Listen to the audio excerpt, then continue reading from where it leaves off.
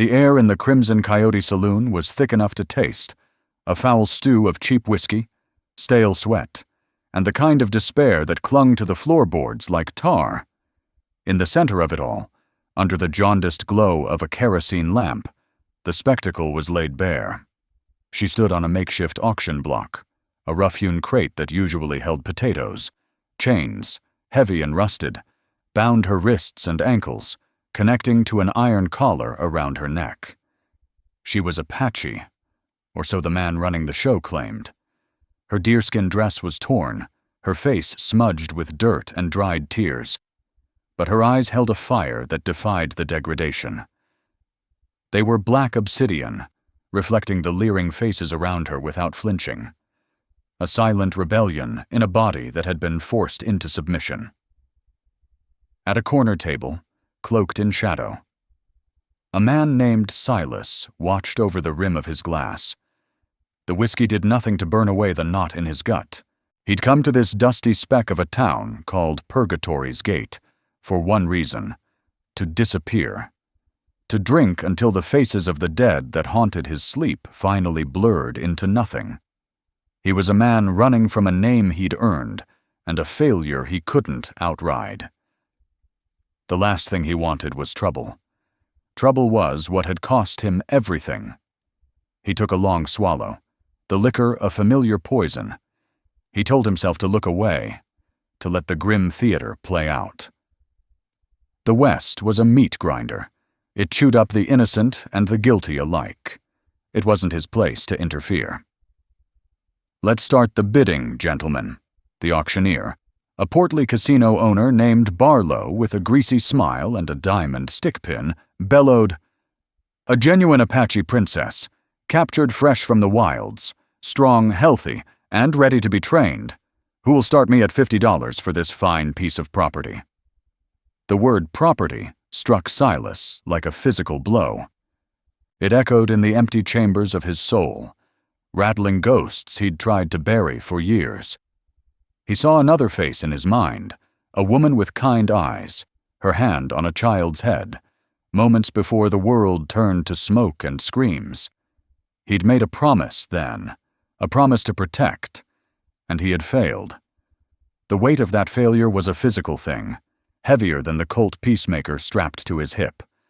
A rancher with a weathered face and cruel eyes raised a hand. 50. I see 50. A bargain for a lifetime of service. Barlo grinned, his eyes sweeping the room. Can I get 60? Another man, a miner reeking of desperation and rotgut, slurred. 60. Silas's hand tightened around his glass.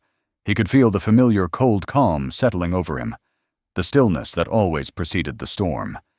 It was the part of himself he hated, the part he'd ridden 1,000 miles to escape. The gunslinger. The ghost. He was supposed to be done with that. He was just a man with a bottle and a past.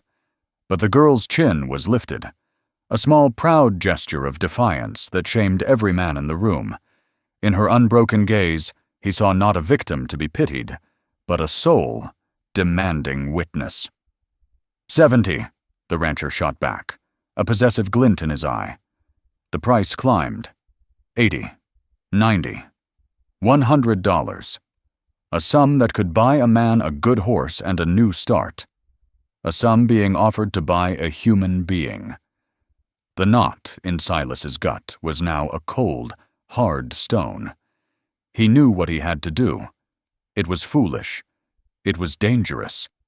It went against every instinct for self-preservation he had left.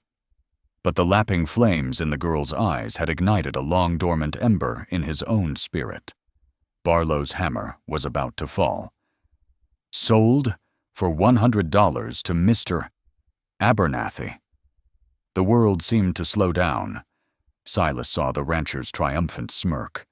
He saw the flicker of fear that finally broke through the girl's facade. He saw the ghosts of his past rising up, their silent accusations filling the saloon. His chair scraped against the floor as he stood. Every eye turned to him. This stranger who had been a part of the room's furniture until now. His face was unreadable, carved from granite and regret. His hand didn't go for his gun. Instead, it closed around the handle of the Bowie knife tucked into his belt. With a fluid motion, born of 1,000 deadly encounters, he threw it. The knife flew end over end, a silver blur in the lamplight. It didn't clatter to the ground. It didn't thud into the wall. It landed perfectly in the center of the rickety auction crate, the tip biting deep into the wood, a mere inch from the chain that bound the girl's feet. The heavy blade quivered, singing a song of sudden, lethal intent. The saloon fell into a dead silence, so profound that the buzz of a fly near the window sounded like a roar. Barlow's smile vanished. Abernathy froze, his hand halfway to his wallet. Silas's voice was low, raspy from disuse and whiskey, but it carried to every corner of the room. The bidding isn't over. He stepped out of the shadows, his worn leather duster sweeping back to reveal the well-oiled holster on his hip. He reached into his pocket and pulled out a stack of worn bills, tossing them onto the card table. $200, and she's not property. I'm buying her freedom. Barlo, regaining a fraction of his composure, blustered. Now, see here, stranger. This is a private transaction. It just became public, Silas said, his eyes never leaving the casino owner. Take the money, or you can try for the knife. The threat hung in the air, as sharp and cold as the steel still vibrating in the crate. Barlo looked at Silas's eyes that held no bluff, only a weary certainty. He looked at the knife. He looked at the faces of his patrons, who were now backing away slowly. He swallowed hard, his greed warring with his survival instinct. He snatched the money. Fine. She's yours. No refunds. Silas walked to the crate. He didn't look at the crowd. He knelt, his gaze meeting the girls for the first time. He expected to see fear, or gratitude. He saw something else entirely. Recognition. As he reached for the lock on her chains, she leaned forward, her voice a parched whisper, barely audible. She spoke 4 words in a language he hadn't heard in 10 years, a language that had been spoken in a place of sanctuary, a place of fire and death. It was a fragment of an Apache prayer. Duya ate da. It is not good. The blood drained from Silas's face. Every ghost from his past slammed into him at once. He had come to Purgatory's gate to forget, but the past hadn't just found him. It was chained to a crate, staring at him with eyes that knew his sins. The back door of the Crimson Coyote slammed shut behind them, plunging them from the saloon's smoky light into the ink-black chill of a desert night. Silas didn't pause. He grabbed the girl's arm, his touch firm, but not rough, and pulled her into the narrow alleyway. The sounds of the saloon were muffled instantly, replaced by the whisper of the wind scouring the dusty street and the frantic beating of his own heart. The key to the shackles, which he'd ripped from Barlow's trembling hand, felt cold and sharp against his palm. He fumbled with the lock on her wrists, his fingers clumsy. The metallic click of the shackles falling open was the loudest sound in the world. She didn't speak, only rubbed her raw, chafed skin, her eyes darting around the darkness, assessing, listening. "We need to move. Now," Silas said, his voice a low growl. He unlocked the collar, and as it fell away, she took a deep, shuddering breath, as if she hadn't truly breathed in weeks. He tossed the chains into a pile of refuse. They landed with a dull, final clank.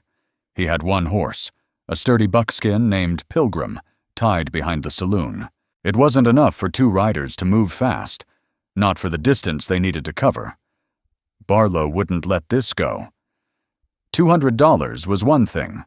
Public humiliation was another. Trackers would be on their trail before the sun touched the horizon. "Can you ride?" he asked. His tone clipped, practical.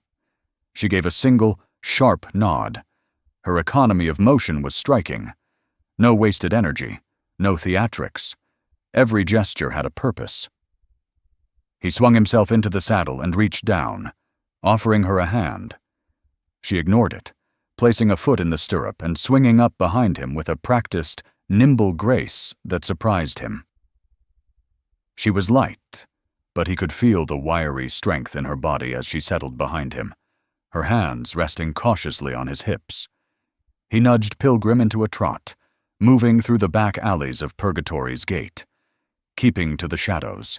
The town was a blight on the landscape, a collection of ramshackle buildings huddled together as if for warmth against the immense, indifferent darkness of the surrounding desert. Within minutes, they were beyond its edges, the vast, open expanse of the Arizona Territory swallowing them whole.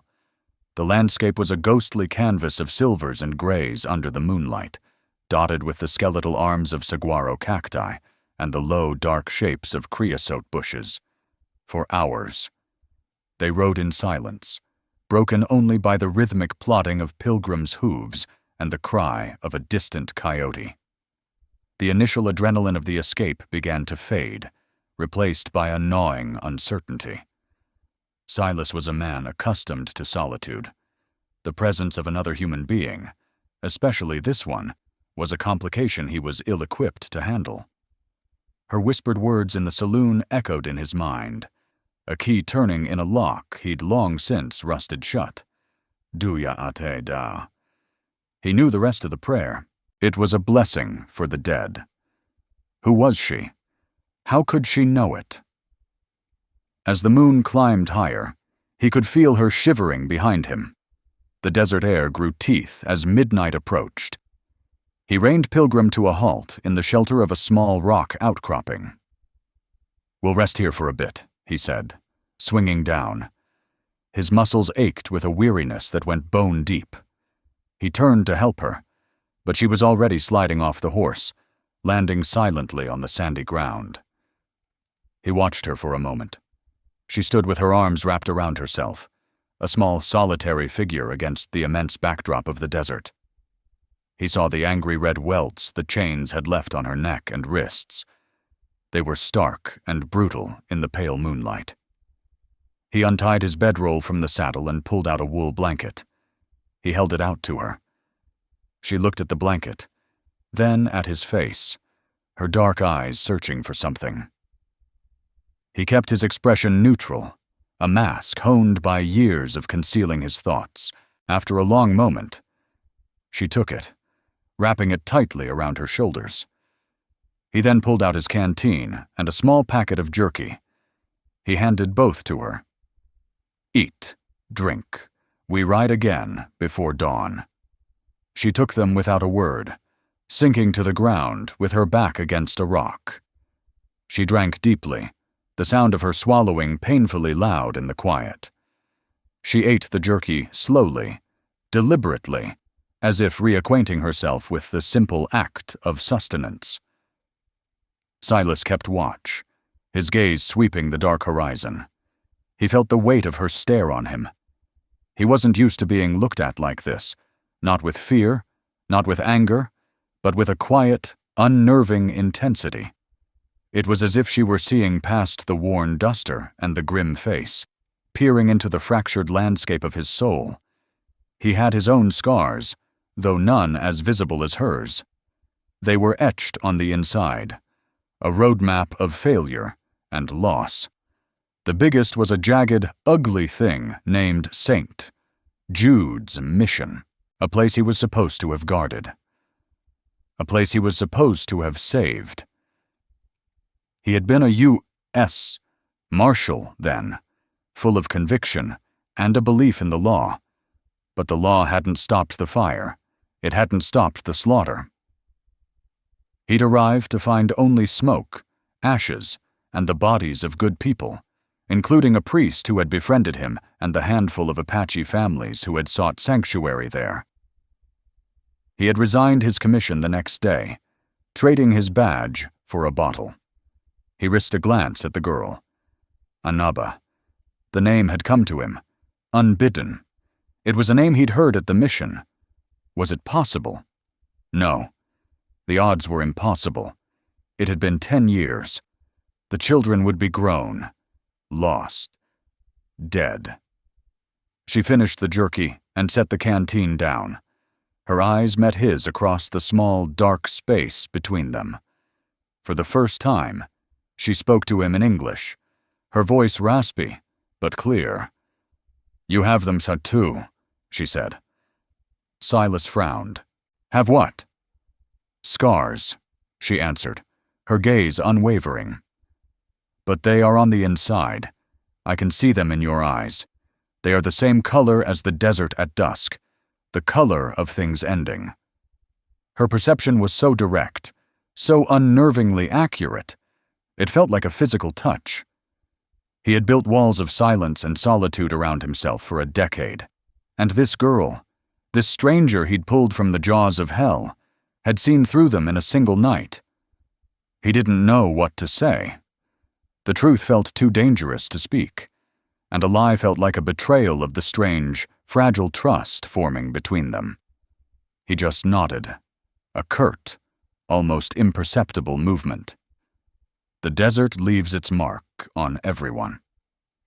She held his gaze for a moment longer before pulling the blanket tighter and turning to face the darkness, granting him a measure of privacy he hadn't even realized he'd needed. Silas looked up at the cold, distant stars. He had freed her from her chains, but in doing so, he felt as if she had just placed a new one around him, a chain of shared history and unspoken understanding that was far heavier than rusted iron. The language between them wasn't one of words, but of wounds, and he was beginning to understand that hers and his might have come from the same fire. The first hint of dawn was a faint, bruised purple along the eastern horizon when Silas roused them. Sleep had been a fitful, shallow thing, and every nerve in his body was screaming with tension. He'd chosen their path carefully, weaving through arroyos and canyons to break up their trail, but he knew it was only a matter of time. Barlo was a man whose pride was as vast as his cruelty. He would not be made a fool of. They'd been riding for less than an hour, the air still sharp and cold, when Silas heard it. A faint rhythmic drumming, carried on the wind. It wasn't the sound of a lone rider. It was multiple horses, moving at a steady, ground-eating pace, trackers. He reined Pilgrim in, listening, his head tilted. The girl, Anaba, he was almost certain of her name now, stiffened behind him. She had heard it, too. "How many?" she whispered, her voice a feather against his ear.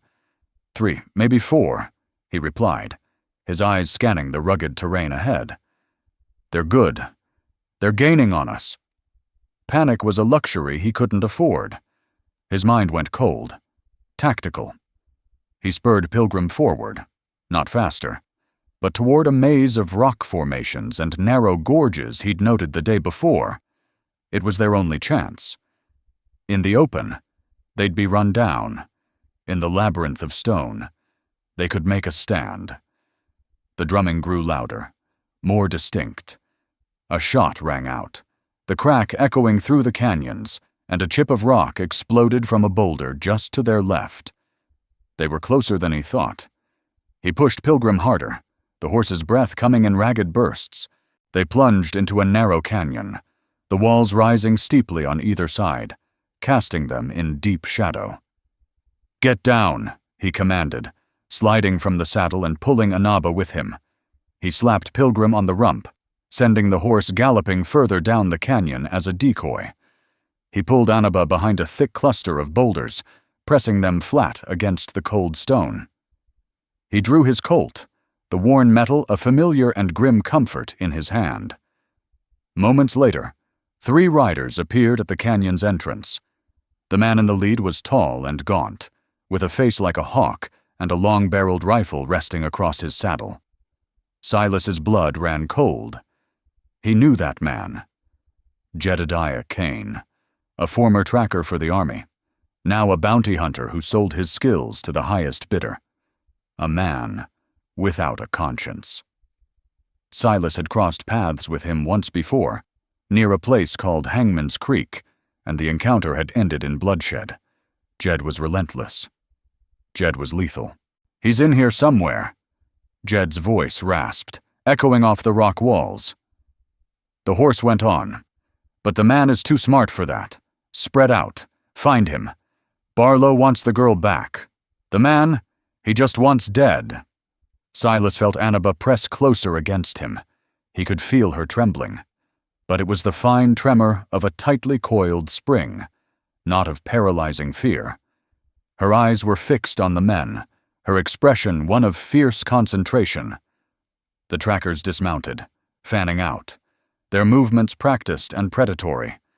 They were caging him in. Silas knew he was outgunned. A one-on-one fight with Jed was a gamble, against Jed and 2 others. It was suicide. He was no longer the ghost of Hangman's Creek, the man who had earned a fearsome reputation with his speed and accuracy. He was 10 years older, 10 years slower, 10 years rustier. One of the trackers, a heavy-set man with a shotgun, began working his way up the left side of the canyon, his boots crunching on loose gravel. He was getting closer to their position. Silas raised the Colt, lining up a shot. It was a long one, and the man was partially obscured by rock. A missed shot would give away their exact location. He held his breath, his finger tightening on the trigger. Suddenly, Anaba moved. Her hand shot out and grabbed his wrist, her grip surprisingly strong. She shook her head, a quick, sharp motion, before he could question her. Her eyes darted to the ground. She picked up a flat, sharp-edged piece of shale, about the size of her palm. Her movements were fluid, economical. She weighed the stone in her hand, her eyes measuring the distance to the tracker. Silas watched, bewildered. What did she think she was going to do? The tracker took another step, his back momentarily turned as he scanned a higher ledge. In that instant, Anaba's arm snapped forward. She didn't throw the stone overhand, like a man. She slung it underhand, a whip-like motion that started at her hip.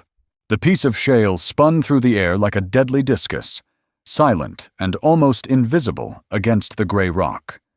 It didn't strike the man. It struck the rock face about 10 feet above and behind him. Clack. The sound was sharp, sudden. The tracker spun around, shotgun raised, his eyes fixed on the spot where the stone had hit. "Over here!" he yelled, convinced he'd heard Silas moving. It was the opening Silas needed, while the tracker was distracted, looking in the wrong direction. Silas stepped out from behind the boulder. The Colt boomed once, the sound a physical blow in the enclosed space. The tracker crumpled to the ground, his shotgun discharging into the sky. Jed and the other man immediately took cover, returning fire. Bullets ricocheted around them, whining like angry hornets. Silas pulled Anaba deeper into the rocks. He started. But he didn't have the words. It wasn't just a lucky throw. It was a calculated, precise action. She hadn't tried to be a hero and take the man down. She had created a diversion with a hunter's instinct. She had used the environment as a weapon. Jed's voice cut through the ringing in their ears. "You always were full of tricks, Silas. But you're cornered now. That little Apache whore can't save you." A cold rage, clean and pure, cut through Silas's weariness. He looked at Anaba. Her face was a mask of calm determination. She met his gaze and gave a small nod, as if to say, "We are not done yet." He realized then that he had been thinking about this all wrong. He wasn't just protecting a helpless victim. He was with a survivor. She had been chained and sold, but they had never broken her. The skills she'd learned, wherever she had learned them, were as much a part of her as the scars on her skin. He gave her a grim smile. "Stay here," he mouthed. He checked the rounds in his Colt. 5 left. He took a deep breath. the ghost he'd been running from settling over him like a familiar shroud. He wasn't the man he was 10 years ago. But for the next 10 minutes, he would have to be. He broke from cover, a phantom moving through the rocks, leaving Anaba behind with the knowledge that she had just saved his life, and in doing so, had irrevocably bound theirs together. The gunfight was brutal, swift, and utterly without glory. It was a grim calculus of angles, timing, and luck. Silas moved with a deadly economy he hadn't summoned in years, the canyon becoming a chessboard of rock and shadow. He dispatched the second tracker with a shot that ricocheted off the canyon wall, a desperate trick that worked only because the man didn't expect it. That left Jed. The duel between them was personal, a tense cat-and-mouse game played out among the boulders.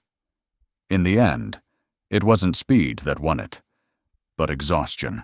Jed made a mistake, exposing himself for a fraction of a second too long, and Silas's final bullet found its mark. Silence descended, heavy and absolute, broken only by Silas's own ragged breathing. The smell of gunpowder hung thick in the air, a foul incense for the dead. He walked over to Jed's body, his face impassive, and retrieved the man's rifle and ammunition. He felt nothing. No triumph, no relief, just a vast, hollow emptiness. He had killed 3 men to protect her, but the violence felt like a failure, a regression to the very thing he'd tried to escape. He looked at his hands. They were steady, but they felt stained. When he returned to their hiding place, he found Anaba exactly where he'd left her. She was holding the flat piece of shale, her knuckles white. As he approached, her eyes fell on a dark, spreading stain on his left shoulder. A lucky shot from one of the trackers had grazed him, tearing through his duster and shirt. "You're hurt," she stated, her voice flat. "It's nothing." Silas lied, the shoulder already beginning to throb with a deep, burning pain. She ignored his dismissal. She tore a strip of cloth from the hem of her worn dress and stepped toward him. "Let me see." Her command was soft but firm, weary beyond argument. Silas slumped against a rock and let her push aside the torn fabric. The bullet had gouged a deep furrow in his shoulder muscle. It was bleeding freely, painting his shirt a dark crimson. Without a word, she began to clean the wound with water from his canteen and the cloth. Her touch was gentle, surprisingly clinical. It was the second time in as many days that one had tended to the other's wounds, a grim ritual that was weaving their lives together with threads of pain and care. They needed to move, but he was losing blood, and the adrenaline was giving way to a bone-deep exhaustion.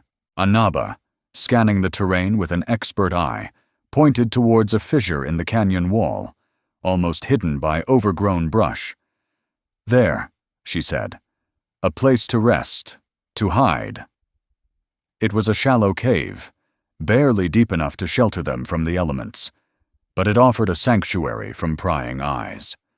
Inside, the air was cool and still. Silas sank to the cave floor, his head reeling. The desert heat was beginning to rise, and a feverish haze was creeping into the edges of his vision. Anaba finished bandaging his shoulder, her brow furrowed with concentration. As the day wore on, his condition worsened. The fever took hold, a product of the wound, exhaustion, and the ghosts that now had free rein in his mind. He drifted in and out of consciousness, the cave walls seeming to pulse with the rhythm of his own labored heartbeat. In his delirium, the past and present merged into a nightmarish tapestry. He was back at St.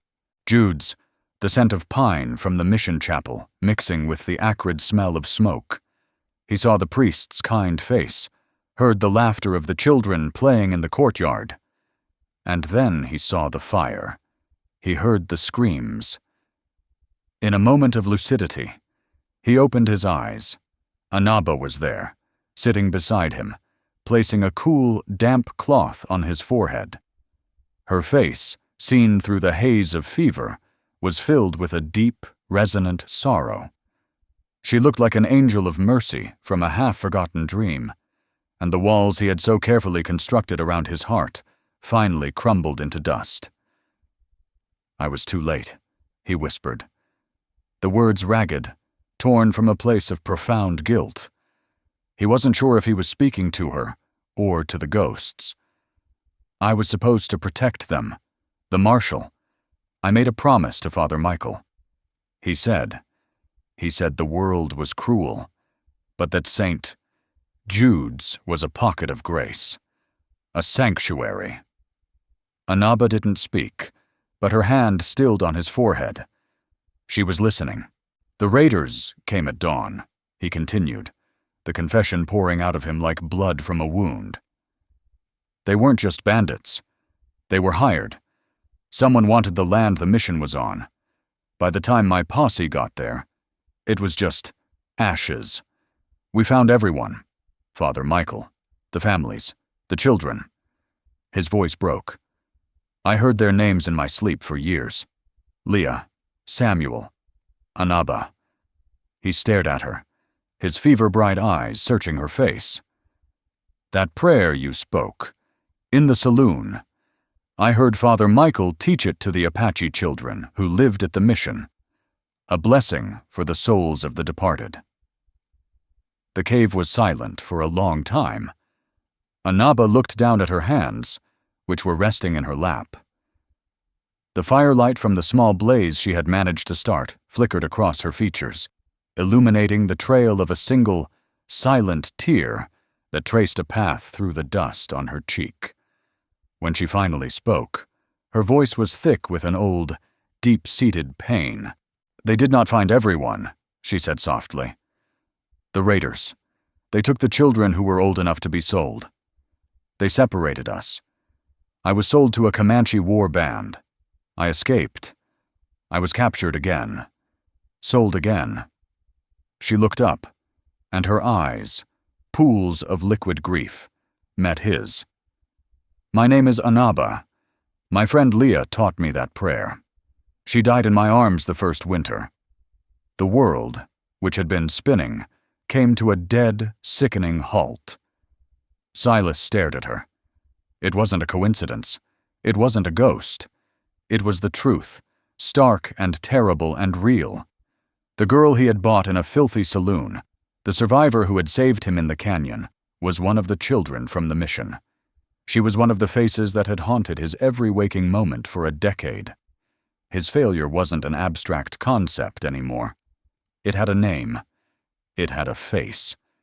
And it was looking back at him with eyes that held the same fire he had failed to extinguish 10 years ago.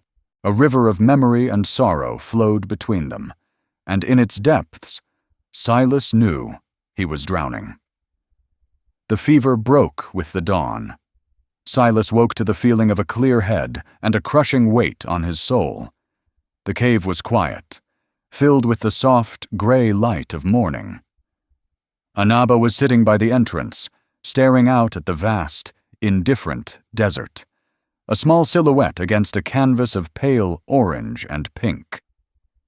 The events of the previous night came rushing back to him, not as a fever dream, but as a series of stark, unassailable facts.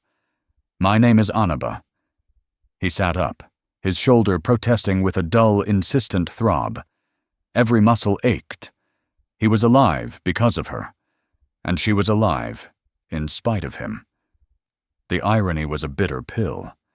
She must have heard him move, because she turned. Her face was calm, her eyes clear. The emotional dam of the night before had receded, leaving behind a landscape of quiet, sorrowful acceptance. The shared revelation hung in the air between them, too immense and fragile to be touched by clumsy words.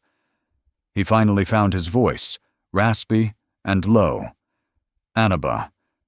She looked at him, waiting. "I'm sorry," he said. The words were laughably inadequate. They were pebbles thrown into a chasm of grief. For not being there. For being too late. She held his gaze for a long moment before giving a slow, deliberate nod. It wasn't forgiveness. It was acknowledgement, a shared understanding of a wound that could never fully heal. "You were not the one who lit the fire," she said, her voice even. "You are the one who pulled me from a different one." Her simple, profound statement shifted the ground beneath him. He had been so consumed by his guilt, he hadn't truly seen the present. He had been atoning for a past failure while she was simply trying to survive a present hell. She turned her attention to a small, grimy leather pouch that hung from a cord around her neck, tucked inside her dress. He hadn't noticed it before. Her fingers, surprisingly nimble, worked at the tight knot. She had guarded this pouch through her capture, through the chains, through everything. After a moment, she pulled out its contents and held it in her palm. It was a small, simple silver cross, tarnished with age and grime. It was crudely made, the kind of devotional item a poor frontier mission might distribute. "Father Michael gave this to me," she said, her voice softening with memory. "He said it was a symbol of a sanctuary, a place where the children of God, white and Apache alike, could be safe." She traced the shape of the cross with her finger. "I was not born Apache. My parents, they died of fever on the trail west. The people found me. They brought me to the mission. A woman there, Taza, she raised me as her own. She taught me the language, the ways. She taught me how to read the land, how to throw a stone to break a rabbit's leg from 20 paces. Everything clicked into place. Her uncanny survival skills, her knowledge of the prayer, her complex identity that defied the simple, cruel label of Apache girl that her captors had given her. She was a child of two worlds, belonging fully to neither, and had lost them both in the same fire. Silas's eyes were fixed on the silver cross, a memory, sharp and painful, pierced through the fog of 10 years. He was in Father Michael's study, a small book-lined room that always smelled of dry paper and candle wax. The priest was holding up a newly arrived crate. A donation from a benefactor back east, Father Michael had said, his face beaming. Silver crosses, a bit plain, perhaps, but a reminder for each of our children that faith is a shield. He had picked one up, holding it in the light. Especially for the little ones who have no other family, a reminder that they have a home here, that they are part of our flock. Silas stared at the cross in Anaba's hand. It was one of them.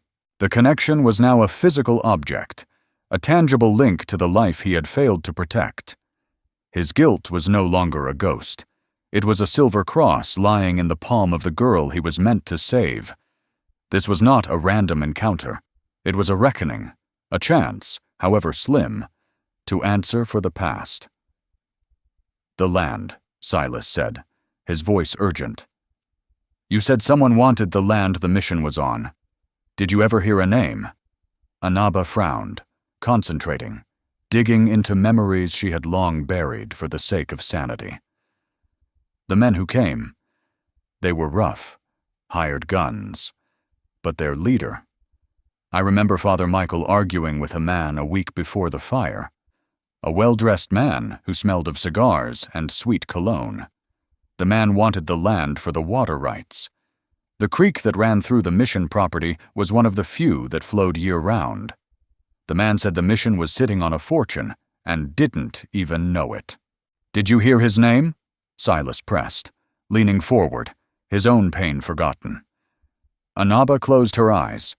The memory was hazy, a child's fractured recollection. "He called the priest Padre. The priest, he called him Barlo."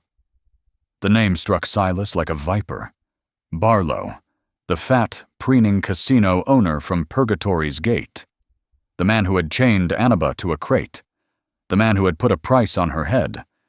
It hadn't been a random act of cruelty. It was the final vile chapter in a story of greed and murder that had begun 10 years ago. Barlo hadn't just bought a girl at a saloon. He had bought the living evidence of his oldest, darkest crime. He needed her silenced, erased, not just for the humiliation she'd caused him, but for the truth she carried in her memory. Their destinies, Silas realized, were not just linked. They were one and the same, forged together in the fire of Saint-Frare, Jude's, and tempered in the crucible of the desert. Running was no longer an option.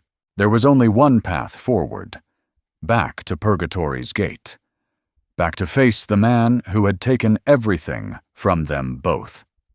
The decision to return to Purgatory's gate wasn't made with words. It was a silent, mutual understanding that settled between them in the cool air of the cave. To continue running would be to let Barlo win, to allow the ghosts of the past to chase them forever across the sun-scorched plains. Justice, Silas knew, was a rare commodity in the West, seldom found, and almost never given freely. It had to be taken. And redemption, his own long-sought, ever-elusive redemption, was not waiting for him at the bottom of a whiskey bottle. It was waiting in the town he'd just fled. "He thinks we're dead, or halfway to Mexico by now," Silas said, his voice low and steady as he planned. The fire of a new purpose burned away the last vestiges of his fever and despair. "His mistake will be arrogance. He is a man who believes money is a shield that can stop bullets," Anaba added, her voice holding a new edge of steel. She was no longer just a survivor. She was a claimant, seeking the return of a stolen life. The silver cross was now tucked back inside her dress, lying against her skin like a cold promise. "We can't just ride in with guns blazing," Silas continued, his mind working tactically. "The town is his. The sheriff is likely in his pocket. A gunfight would make us outlaws and him a victim." "So we will not use your guns," Anaba said, her dark eyes glinting with a fierce intelligence. "We will use his greed." Over the next day, as they made their slow journey back towards the town, skirting the main trails, their plan took shape. It was a gamble, built on their knowledge of Barlo's character and the town's own hunger for fortune. Silas knew from his time as a marshal that the only thing that could override a local tyrant's power was the intervention of a higher authority, a territorial marshal, or the U.S. Army. But to bring them in, they needed undeniable proof, something more than the 10-year-old testimony of a traumatized girl. They needed to make Barlo confess. Their plan was simple in its design and audacious in its execution. Silas still had Jed's rifle and the 2 horses they had recovered. He traded them in a small, remote settlement for a few supplies, a mule, and, most importantly, several canvas bags filled with ordinary rocks. Back in the canyons near Purgatory's gate, Anaba used her knowledge of plants and minerals to crush different colored stones, mixing them with pitch and water. She carefully coated a few rocks in each bag with the mixture, giving them the dull, heavy glint of silver ore. It was a crude forgery, but it only needed to fool a greedy man for a few hours. They arrived at the edge of Purgatory's gate after nightfall. Silas left Anaba and the mule in a hidden ravine and walked into town alone. He didn't go to the Crimson Coyote. He went to the other smaller saloon, the one frequented by down-on-their-luck prospectors. He bought a bottle, chose a table, and made sure he was seen. He let the whispers start. The stranger is back, alone. Then he began the second part of the plan. He let a small, heavy pouch fall from his pocket. It landed with a satisfyingly loud thud. A prospector near him picked it up.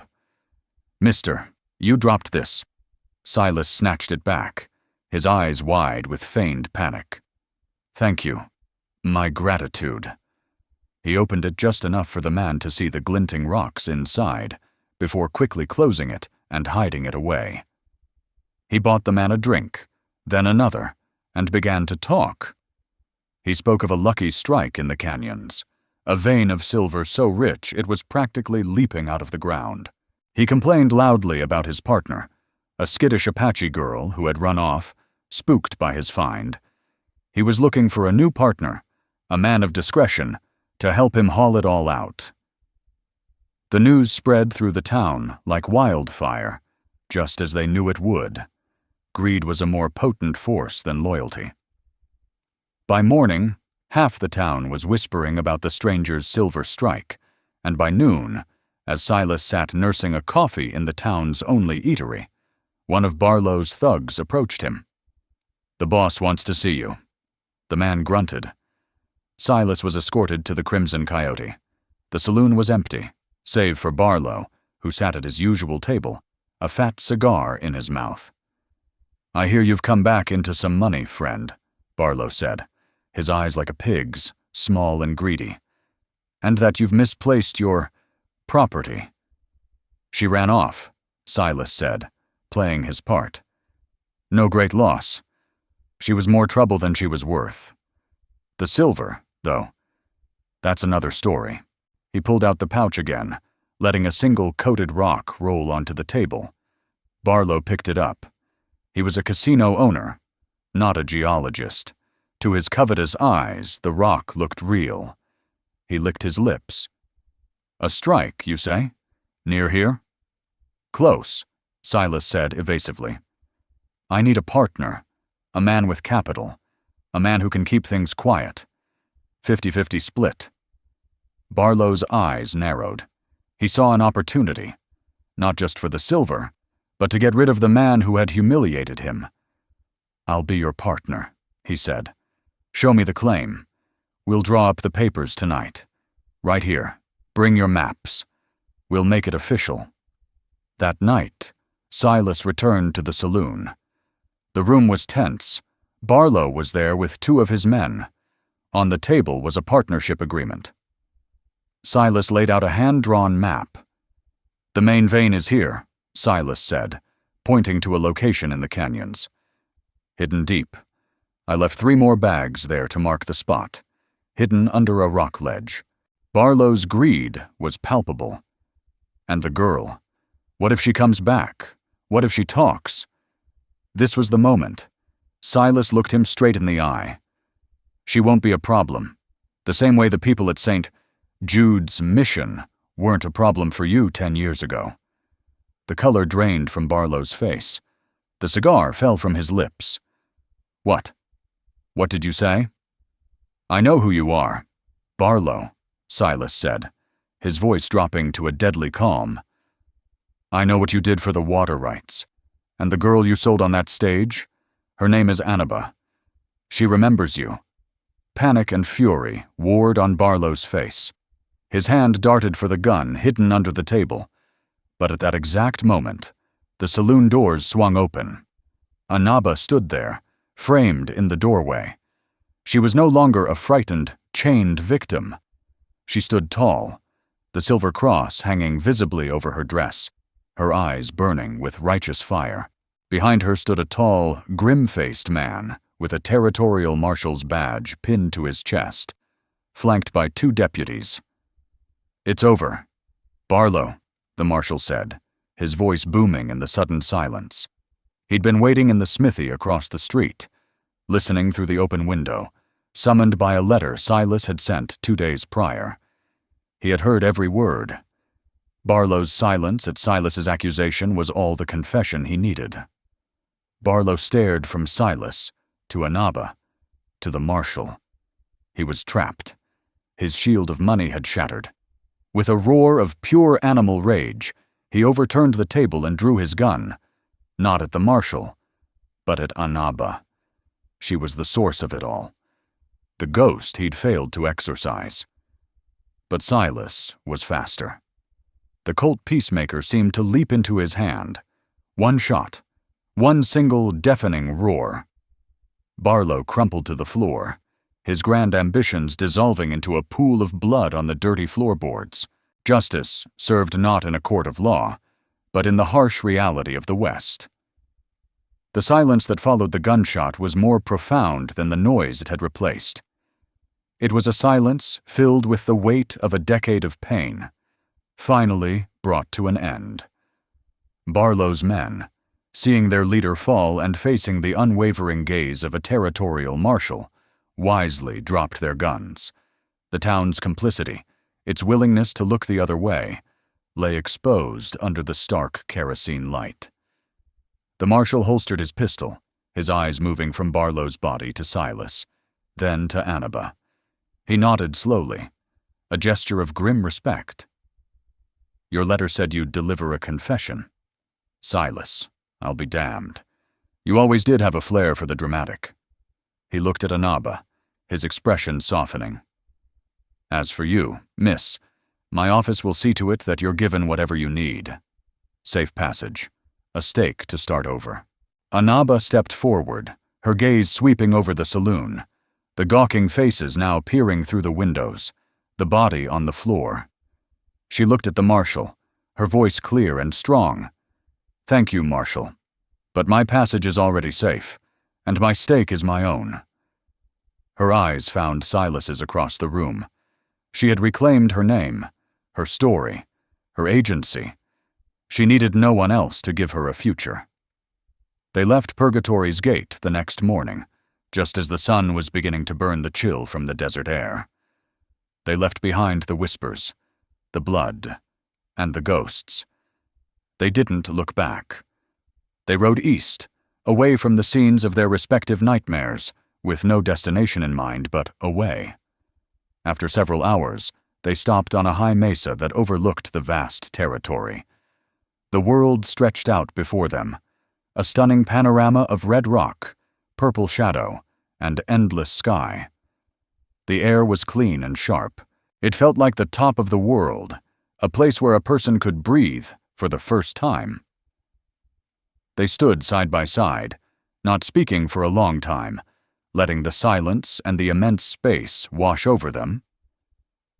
Pilgrim, their ever-faithful companion, grazed peacefully nearby. "What will you do now?" Silas asked quietly, his voice carrying in the still air. Anaba considered the question, her eyes on the far horizon. "For 10 years, my life was about surviving until the next day. I never let myself think about a day after that. Now, there are so many." She turned to him, a small, genuine smile touching her lips for the first time.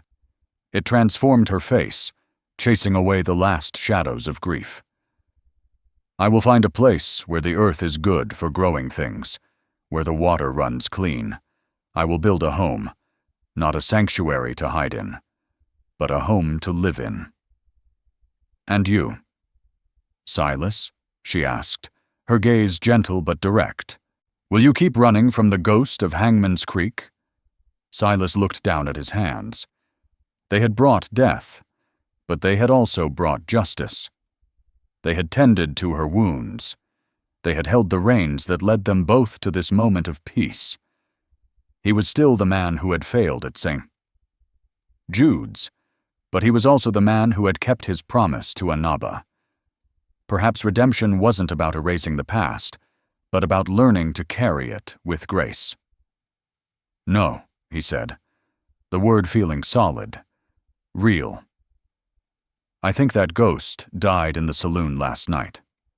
He reached for the Bowie knife still tucked in his belt, the one that had started it all. He held it out to her, handle first. "You'll need this, not as a weapon, as a tool, for the home you're going to build." Anaba looked at the knife, then at him. She saw the truth in his eyes. The gunslinger was gone. In his place was just a man. She took the knife, her fingers brushing his. The simple touch was a promise, an acceptance, a beginning. They stood together on the edge of the world, two survivors who had found in each other not a solution to their pain, but a partner to share its burden. The sun climbed higher, warming their faces. The path ahead was unknown, a blank map waiting to be drawn. But for the first time, it was a path they would walk together, their scars no longer a mark of what was lost, but a testament to what had been found. They were not the Apache girl and the gunslinger anymore. They were Anaba and Silas, and their story was just beginning.